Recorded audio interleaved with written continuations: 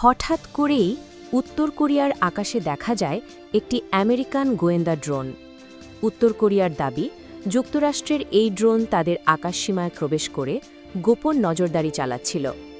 উত্তর কোরিয়ার প্রতিরক্ষা মন্ত্রণালয় জানায়, মার্কিন RC-135 U-2S এবং বিশেষ করে RQ-4B গোয়েন্দা ড্রোন কয়েকদিন ধরে তাদের আকাশসীমার কাছাকাছি এবং কিছু ক্ষেত্রে ভেতরেও প্রবেশ করেছে। এরপরই উত্তেজনা চরমে পৌঁছে যায়।